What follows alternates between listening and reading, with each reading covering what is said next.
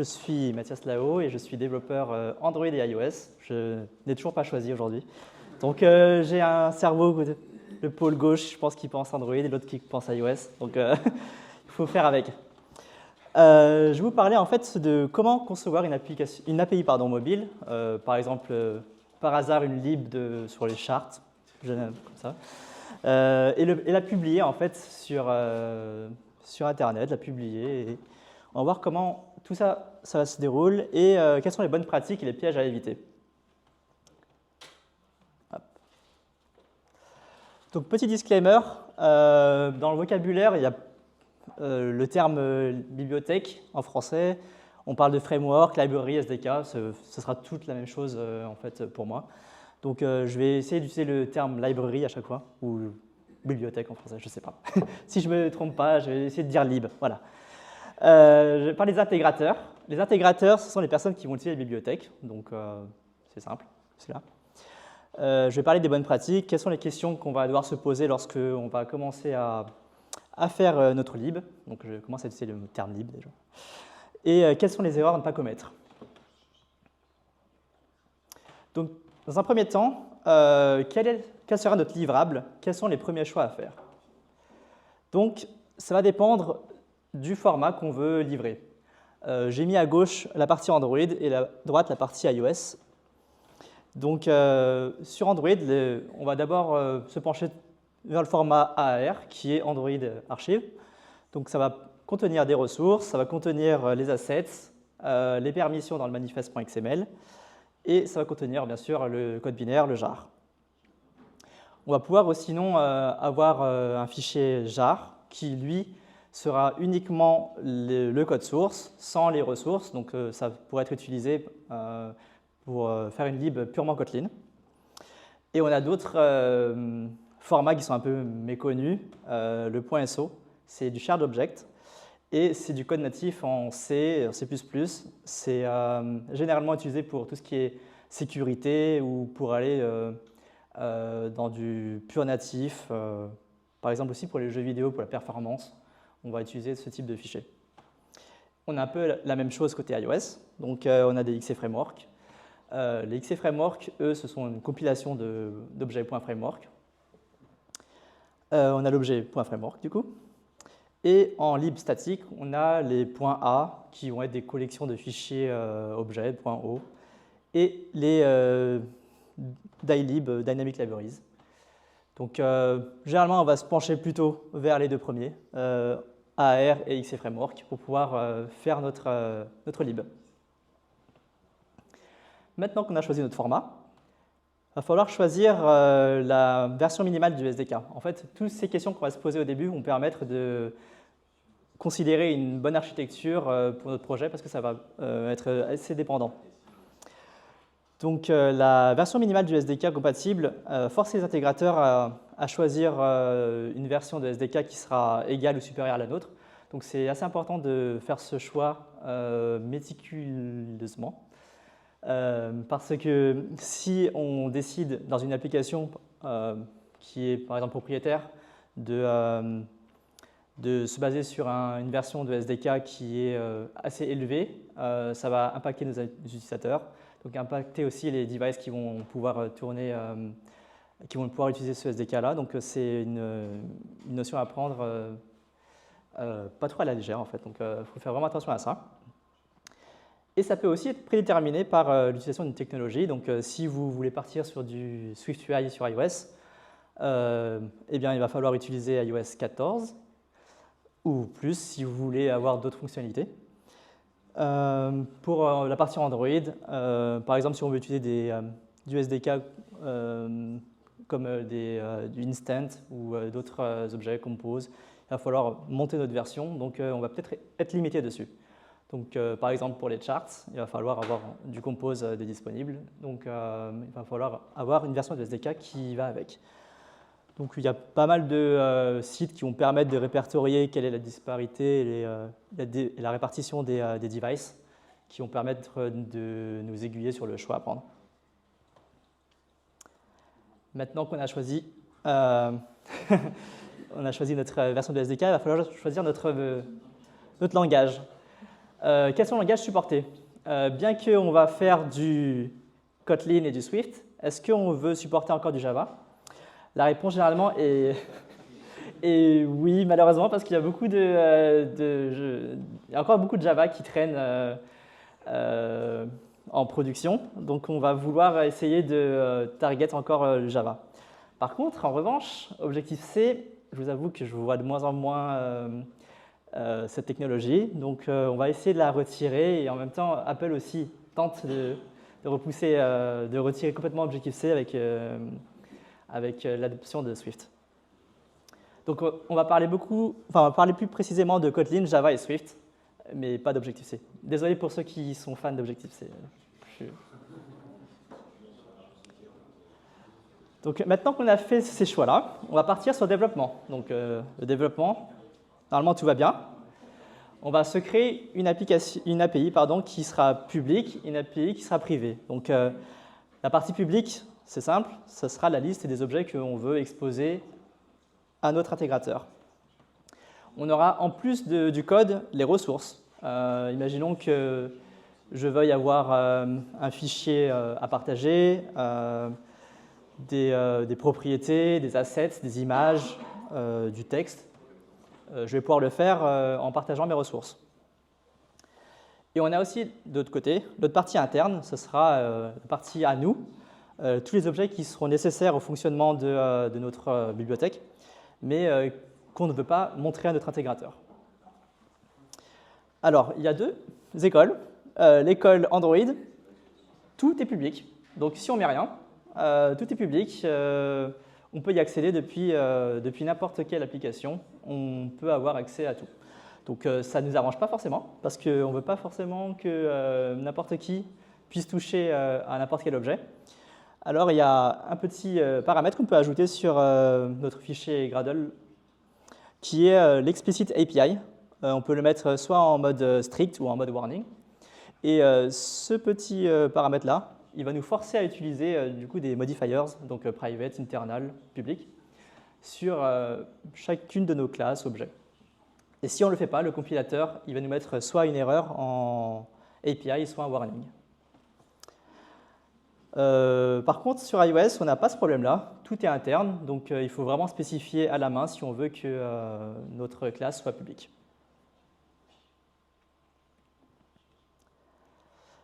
Alors, au niveau des ressources, sur Android, il faut faire un petit peu attention sur le nommage des ressources, notamment avec le fichier R,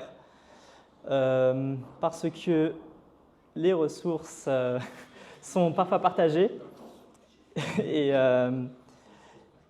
si on utilise le même ID pour deux libs différentes, on peut se retrouver avec des conflits, donc il faut bien essayer de préfixer avec des termes et des noms différents. Généralement aussi pour le nommage de nos fichiers, on veut essayer de ne pas utiliser des termes qui sont déjà utilisés dans le SDK de base ou qui peuvent être utilisés par d'autres libs. Donc les termes comme, je ne sais pas, transaction, vu qu'on parlait d'argent tout à l'heure. Termes comme transaction, ça peut être utilisé aussi bien pour monétaire ou transaction pour les animations, donc il faut faire attention à ça. Même combat sur Android, toutes les ressources de base, elles sont publiques. Donc si on ne définit rien du tout, tout est public. Alors c'est assez bizarre la manière dont c'est fait. Je n'ai pas vérifié par contre cette information-là, mais apparemment, selon la doc, pour qu'on puisse rendre toutes les autres ressources privées, il faut ajouter en fait le paramètre ici, public. Et il suffit qu'il y ait un seul paramètre public et ça rend tout le reste interne. C'est assez bizarre comme fonctionnement, mais c'est comme ça. Mais je n'ai pas vérifié, je vous avoue. Il faudrait que je fasse le test. Pour iOS, les ressources sont packagées au niveau de la configuration. Donc, dans votre build phases, vous allez pouvoir ajouter des bundles de ressources. Oui, j'ai essayé de convenir à tout le monde. On m'a dit de faire une présentation qui est à la fois Android et iOS. Donc, j'ai essayé de convenir à tout le monde comme ça. Désolé. Alors, mes recommandations pour faire une API publique. Donc, comme je disais, il faut éviter de nommer avec des noms qui sont déjà existants. il faut éviter d'être trop intrusif, donc privilégier tout ce qui est implémentation et bannir tout ce qui est héritage. Donc il faut éviter d'avoir, là je donnais un exemple type Android ou iOS d'ailleurs, si on a un objet de base qui s'appelle base application, ça peut être problématique si on demande à notre intégrateur de hériter de notre objet, simplement parce que lui, il a peut-être son propre base application et vu que l'héritage multiple ne fonctionne pas sur les deux langages, on risque d'être embêté assez rapidement. Donc on préférera utiliser des interfaces ou des protocoles qui peuvent être implémentés plusieurs fois. Tout ce qui est type nullable, il faut aussi, je pense, se poser la question de est-ce que c'est pertinent d'avoir ce paramètre en nullable parce que l'intégrateur, lui, va se demander mais pourquoi c'est nul, pourquoi je n'ai pas la donnée cette fois-ci, pourquoi je l'ai cette fois-là. Est-ce que je peux utiliser par exemple un paramètre par défaut, comme ça cette valeur elle sera valorisée à tout moment, à la place. Et en tant que développeur, moi, qu'est-ce que j'aimerais utiliser? Qu'est-ce que j'aurais préféré avoir? Niveau architecture, je préconiserais en fait d'utiliser des objets qui seraient dupliqués. Donc, si j'ai un objet dans l'API publique, je vais essayer de le dupliquer côté API privée. Pourquoi? Pour simplement le fait, si un jour j'ai besoin de faire une modification sur cet objet-là, je vais pouvoir la faire dans la partie privée sans impacter l'API qui est publique. Et c'est simplement deux objets qui sont dupliqués. On a un mapper qui va juste prendre le constructeur de l'un et pouvoir en convertir un autre.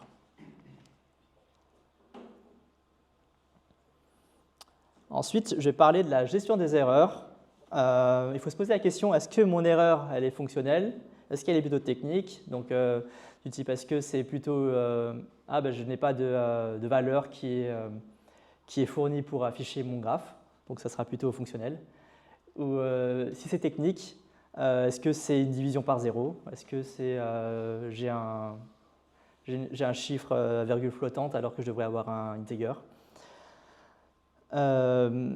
Et quand on développe une lib, moi je pense qu'il faut éviter de faire crasher l'app. Parce que c'est toujours un peu dérangeant, on va avoir des issues sur GitHub, on va nous dire pourquoi ça ne marche pas, pourquoi ça crache.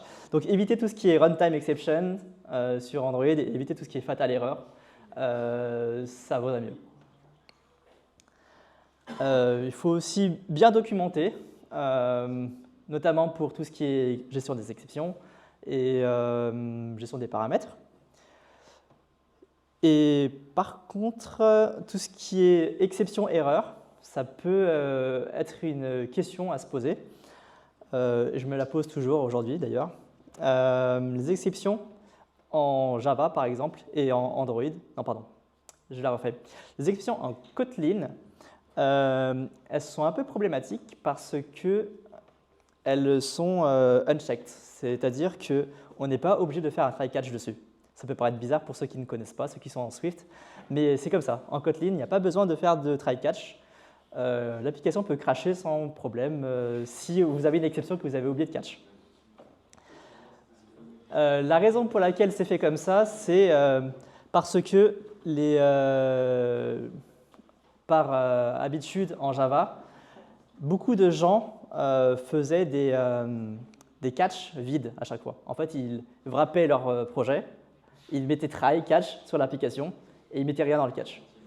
Et vu que c'était très problématique, ils ont pris parti et ils se sont dit plus besoin de faire de try catch, il faut documenter et il faut que les développeurs Android savent quelles sont les exceptions qui seront retournées. Donc, pour pallier au problème, on peut utiliser des techniques comme des API avec le result qui permettent de retourner un type de succès et un type de failure. Donc on a unsuccess, unfailure et on n'a pas d'exception, on est très bien. Côté iOS, on a toujours le do try catch, donc on va pouvoir catcher nos erreurs et on a le throws sur les fonctions qui permettent de définir si une fonction peut throw ou pas. Donc au niveau de la documentation sur Android, on a une annotation qui s'appelle throws du coup, et cette annotation va permettre de dire dans la documentation que cette fonction peut throw. Parce que oui, on n'a pas le throws en Swift, en fait, on ne peut pas savoir si une fonction throw ou pas. Et de la même manière, on peut aussi utiliser un système de result sur iOS si on veut avoir la distinction entre le success et le failure sans avoir à gérer les exceptions.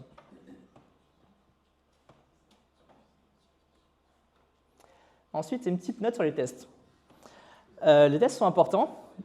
Généralement, ils sont importants tout le temps, mais là, ils sont encore plus importants. Pourquoi ? Parce que déjà, notre code il va être utilisé par beaucoup de monde. Donc, les tests unitaires, il faut en faire. Les tests de régression aussi, il faut en faire. Je vais revenir sur les tests de régression un peu plus tard. Les tests de montée de version aussi. Tester sur différents appareils. Alors, sur iOS, ça va. On n'a pas beaucoup de... On a une gamme de devices, on va tester plusieurs OS, on va tester plusieurs devices. Généralement, il n'y a pas trop de problèmes. Mais par contre, sur Android, ça se complique. On a plein de devices, on a plein de fabricants. Donc, ça peut vite poser un problème. Je ne sais pas si vous avez eu des soucis sur certains devices. Généralement, je cite par hasard Huawei, on a beaucoup de problèmes avec. Et ensuite, au niveau des tests, ça va permettre aussi de vérifier en tant qu'intégrateur, est-ce que j'ai accès aux objets seulement que je veux montrer? Est-ce que j'ai accès aux objets qui sont cachés? Donc, on va pouvoir faire aussi ce test-là. Donc, c'est important de vérifier la visibilité de chaque objet dans notre projet. Bien, ça fait beaucoup de choses. On a développé notre petite lib, on est bien content. On veut partir sur la distribution. Comment est-ce que je vais pouvoir fournir ma lib à mes clients ou alors si je veux faire de l'open source, comment je vais pouvoir publier ma lib? Déjà, petit point sur les dépendances tierces. Donc, j'ai utilisé dans ma lib une dépendance pour me faciliter la vie. Par exemple, si j'avais besoin de faire un petit appel réseau, donc j'avais Docker HTTP, Retrofit, ou alors sur iOS, j'avais Alamo-Fire. Alors, il est déconseillé d'inclure les dépendances tierces dans la librairie. Ce qu'on peut faire, c'est qu'il est possible, dans notre binaire, d'inclure directement la dépendance à l'intérieur. Comme ça, c'est cool. Notre client n'a pas besoin d'ajouter sa dépendance lui-même, en fait. C'est tout packagé dans le même binaire. Mais ça pose des problèmes. Déjà, ça alourdit le package final. Et secondo, ça contraint l'utilisateur à utiliser la même version que la version qu'on a mise à l'intérieur. Donc, en plus, si par exemple j'avais packagé ma lib qui fait du networking à l'intérieur, eh bien le client, lui, va être obligé d'utiliser la même version de la lib et il ne va pas pouvoir utiliser une version supérieure ou inférieure, par exemple. Et d'ailleurs, il n'y a pas vraiment de solution officielle pour pouvoir fusionner des packages. Sur Android, on a le fat jar qui permet de faire un gros jar, comme le nom l'indique. Et sur iOS, on peut faire du LiPo, si je ne dis pas de bêtises. On peut fusionner des frameworks comme ça. Donc, c'est compliqué à faire, donc autant ne pas le faire, si on peut ne pas le faire. Donc, comment ça va se passer si on a quand même des dépendances tierces à imbriquer à l'intérieur? Eh bien, on a un fichier de configuration pour les dépendances. Donc, selon le gestionnaire de dépendances, ça sera différé, du coup, ça sera un pom.xml sur Android. Et sur iOS, on va pouvoir avoir du package.swift pour faire du SPM, un podfile, podspec pour faire du CocoaPods et un cartfile pour faire du cartage. Voilà. Donc, aussi attention aux conflits qui sont possibles sur les versions, donc, comme j'en ai parlé. Petit point sur les libs qui sont plutôt privés. On veut pouvoir parfois offusquer sa bibliothèque. Donc l'offuscation, ça permet simplement de protéger les données qu'on veut en brouillant un peu les pistes, en réduisant la visibilité du code. Donc on a des petits outils pour pouvoir faire ça. On a DexGuard, ProGuard et R8 sur Android. Et sur iOS, on a XGuard qui est lui payant par contre. C'est la solution DexGuard du coup, ProGuard. Donc il faut bien, on peut utiliser ces outils qui vont permettre d'offusquer l'intégralité du code, mais il va falloir lui spécifier quelles sont les parties qu'on ne veut pas offusquer. Donc ce seront du coup l'API publique qu'on veut garder bien sûr publique pour pouvoir avoir accès aux fonctions. Les ressources partagées, les images, les strings par exemple. Et les objets réseau, il faut y penser. Si on fait du parsing d'objets JSON, eh bien, si mon objet a des champs, je sais pas, a des champs date, name, first name, eh bien l'offuscation, si on modifie les noms des variables, eh bien ça ne fonctionnera plus parce que le JSON ne matchera plus. Donc ce sont des petites choses à penser. Ensuite, j'ai ma bibliothèque, je vais pouvoir la publier. Donc déjà, est-ce que c'est un repo public ou un repo privé? Selon le gestionnaire, on va pouvoir utiliser en Gradle du Maven, du Nexus, donc c'est vraiment libre. Si on a un AAR, on va essayer de privilégier tout ce qui est Maven Nexus parce qu'il package le pom.xml qui, eux, possèdent les dépendances transitives. Et si on a du binaire, juste du jar par exemple, on peut le mettre sur un repo, on peut l'envoyer par mail, comme vous voulez. Sur iOS, on a SPM qui est poussé de manière officielle par Apple. Donc ça peut être un GitHub avec un fichier package.swift. On a CocoaPods, Carthage, selon l'envie. Donc maintenant qu'on a publié notre bibliothèque, on commence à publier une version 1. Tout se passe bien, le client est content, les gens qui utilisent notre API disent que tout fonctionne bien. Et là, on se dit, bah, c'est bien, on va pouvoir publier une version 2. Et c'est là que les problèmes peuvent commencer. Donc la rétrocompatibilité. Lorsqu'une bibliothèque est déployée, elle est plus modifiable, elle est en release, tout le monde y a accès. Même si on veut se dépêcher de la supprimer, c'est trop tard. Ça se trouve, quelqu'un a déjà téléchargé le package. On peut avoir des problèmes à quel niveau? Donc, une bibliothèque elle peut ne plus fonctionner suite à la mise à jour de dépendances tierces, par exemple, ou par exemple aussi une mise à jour du SDK.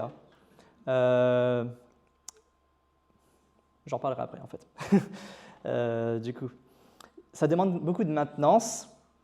Ça nécessite de mettre à jour des correctifs si on se plante. On a publié une version qui ne fonctionne plus. Et ça demande aussi de tester une nouvelle version d'OS à chaque fois. Typiquement, avec iOS, l'arrivée par exemple d'iOS 17, il faut retester pour voir si notre API fonctionne toujours avec cette version. Et chaque fois qu'on a une nouveauté, il va falloir retester tout le temps.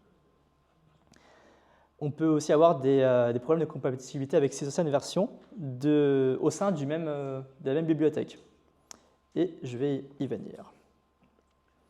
Donc, historiquement, lorsqu'on migrait de Java vers Kotlin et d'Objective-C en Swift, on avait quelques petits soucis. En Kotlin, ça allait. Les API étaient assez stables entre elles, donc entre Kotlin 1, 2, 3, 4, on n'avait pas trop de soucis. On pouvait être assez certain que notre lib fonctionnerait sur n'importe quelle version de Kotlin. L'écosystème Android, il s'efforce de faire en sorte que toutes les API soient réutilisables. On a la Support Library qui a AppCompat V8, V17, toutes les versions.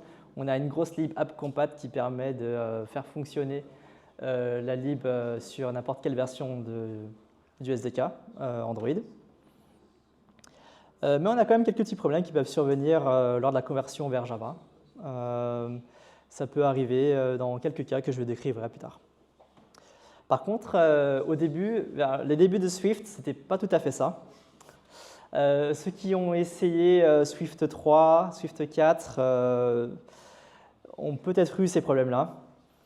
Une version de la bibliothèque qui est générée en Swift 3 n'est pas du tout compatible avec Swift 4. Et il faut savoir que les versions de SDK iOS étaient packagées dans Xcode. Donc, si on voulait avoir accès à une version Swift 3 ou Swift 4, il va falloir télécharger eh bien la version de Xcode correspondante. Contrairement à SDK où le SDK est vraiment un dossier à part téléchargé, sur iOS, il fallait avoir la version de Xcode appropriée. Ça nous posait des coûts de maintenance qui étaient vraiment élevés parce que ça nous demandait d'avoir notre projet dans toutes les versions de Swift possibles. Ça voulait dire aussi avoir 14 versions de Xcode sur son Mac. On ne pouvait plus s'en sortir. Donc, en support, ça nous aurait demandé de demander à notre client quelle version de Swift vous utilisez, quelle version de Xcode, quelle version de la bibliothèque. Comme c'était ingérable, on s'est dit on reste en Objective-C. Donc, durant longtemps, on restait en Objective-C pour Swift 3 et Swift 4. Et c'est uniquement à l'arrivée de Swift 5 qu'on pouvait basculer sur du Swift. Je vais vous parler de petits cas un peu bizarres qu'il faut avoir en tête lorsqu'on développe une lib. Alors ça peut paraître évident pour certains, ou peut-être un peu moins pour d'autres, mais je vais quand même les expliciter. Imaginons qu'on ait une fonction qui affiche un fruit, donc print fruit, donc c'est pas grand-chose, ça affiche un fruit, ça prend en paramètre le nom du fruit. Donc dans ma version 1, eh bien, j'avais un paramètre name. Dans ma version 2, je vais vouloir ajouter la quantité pour pouvoir personnaliser. Donc, imaginons, je vais avoir mon fruit Apple et j'en ai 4. Je vais afficher 4 pommes. Le problème, c'est que notre client, il a téléchargé la lib en V1. Il avait son code printfruit qui compilait très bien. Et ensuite, il télécharge la V2. Et là, hop, ça ne compile plus.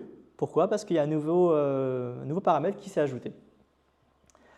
Et bien là, il n'est pas content. Et nous, on lui dit, simplement, il faut que tu rajoutes la quantité. Tu la mets à 0 si tu veux. Et là, ça pose des problèmes parce que ça demande beaucoup de maintenance et de support. Ça demande de mettre à jour la doc. Donc, c'est assez problématique. Donc, il faut faire attention à ça.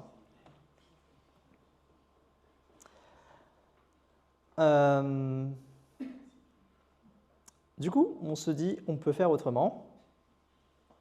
Je vérifie la différence, je ne me souviens plus. Ah oui, on peut dans notre version 2 inclure la signature des deux méthodes. Donc là, c'est rétrocompat. Si l'utilisateur veut utiliser la version 1, eh bien, il a la signature numéro 1, et sinon, il a la signature numéro 2. Et après, on peut toujours faire un peu mieux. On peut avoir une seule signature et des valeurs par défaut. Donc, si on a des valeurs qui s'ajoutent, donc ajoutez-les avec des valeurs par défaut, s'il vous plaît.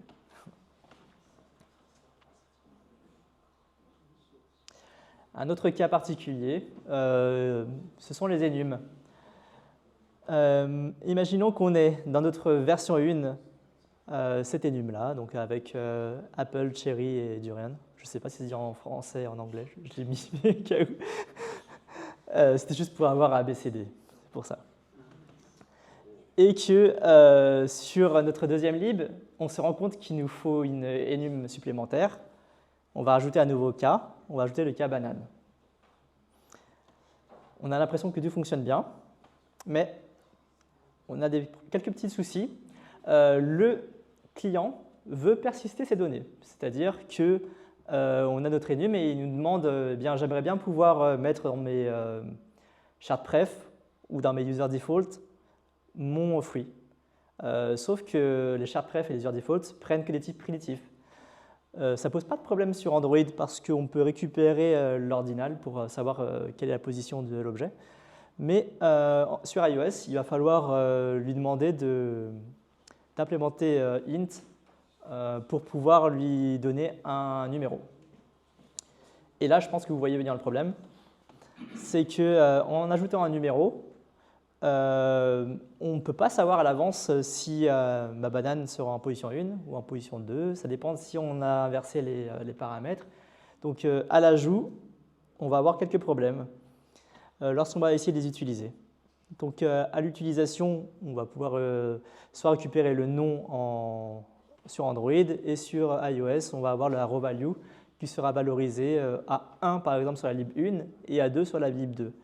Donc, pour ne pas avoir ce problème-là, il va falloir utiliser d'autres outils pour pouvoir rendre ça identifiable, donc avoir soit l'utilisation d'un string ou d'une valeur que vous savez que vous n'allez pas la faire changer. Ou alors tu rajoutes ces nouvelles énigmes à la fin. Ou tu rajoutes à la fin, ouais, ça peut marcher. Mais tu es dépendant de ce que Apple veut, enfin en tout cas, ce que le langage te met par défaut. Mais après, ça c'est compliqué parce qu'un développeur un développeur nouveau, il peut ne pas connaître cette règle-là, il va ajouter, il va dire ah bien tiens, c'est pas dans l'ordre alphabétique banana, je vais le mettre au milieu. Et d'ailleurs, SwiftLint et Detect vous dit que c'est pas dans l'ordre lexical, donc peut-être que vous aurez des erreurs comme quoi c'est pas dans le bon, c'est pas alphabétique. Un petit cas à part pour Android. Alors, je ne vais pas tout faire les cas bizarres et spéciaux parce que je pense qu'il y en a beaucoup et ça pourrait prendre beaucoup de temps. Donc, sur Android, par contre, je vais faire un petit focus sur le data class.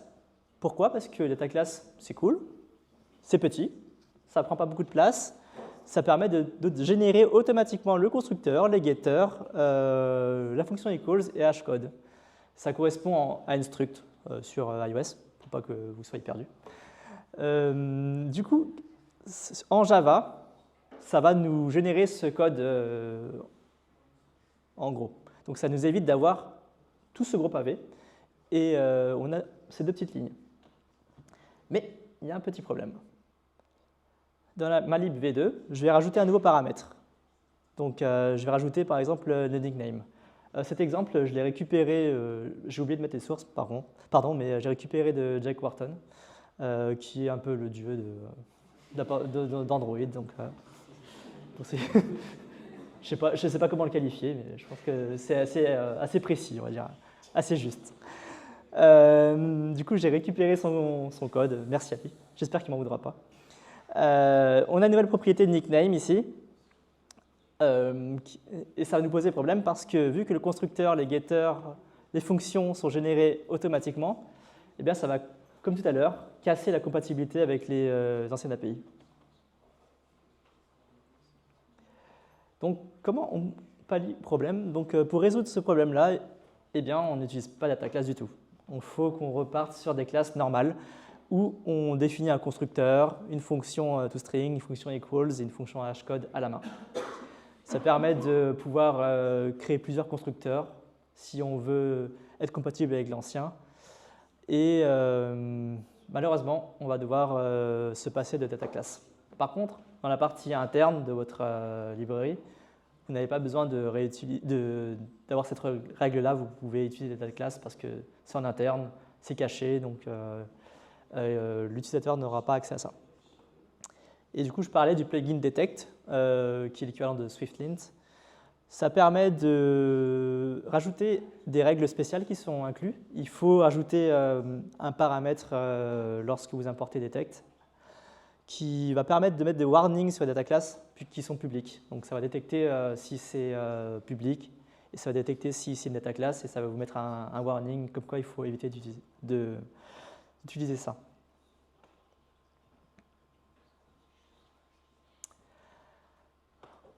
Ensuite, si vous êtes compatible Java, malheureusement, si vous n'avez pas pu échapper à ce problème-là, vous allez devoir définir une API qui sera différente en Kotlin et Java. Il faut savoir que vos suspend, ça marche très bien, ça permet de faire de l'asynchrone en Kotlin. Il va falloir essayer de trouver une façon de gérer différemment vos problèmes d'asynchrone.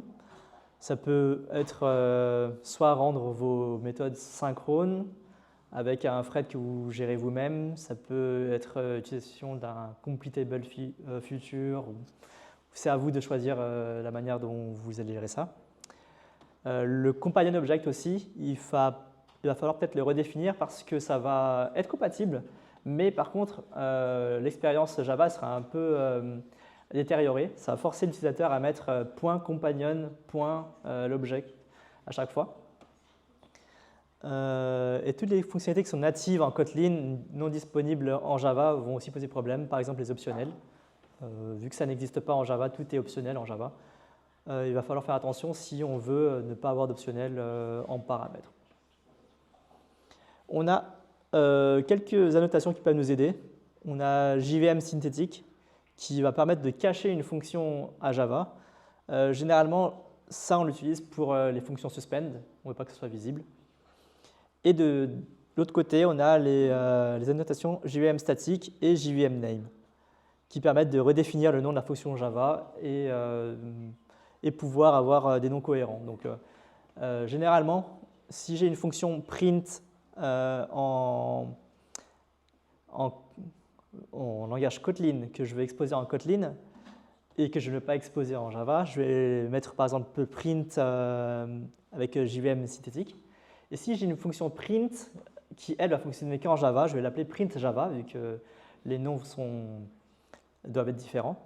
Mais je vais mettre un JVM name print, comme ça, elle sera renommée en print pour Java. Je ne sais pas si je ne vous ai pas perdu là-dessus, mais en tout cas, je me suis compris.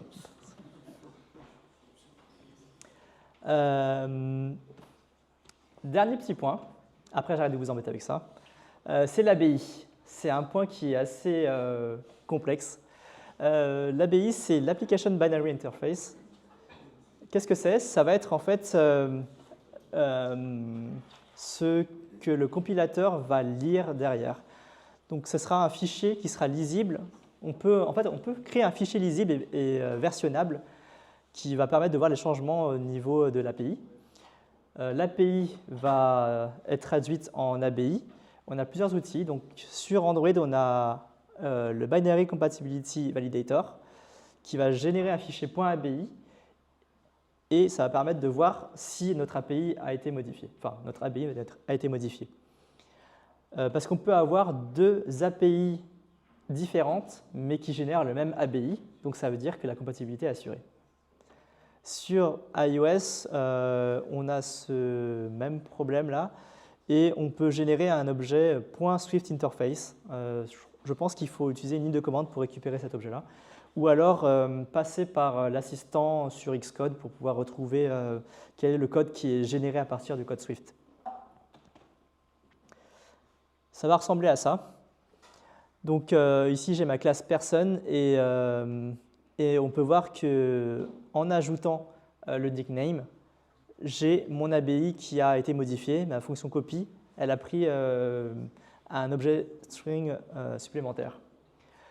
Ça permet en fait de voir au moment de la review du code que notre fonction a été modifiée et ça permet de savoir si c'est normal ou si c'est pas normal. Si c'est normal, tout va bien, on peut merger. Et si c'est pas normal, on peut mettre un petit commentaire. Pour conclure,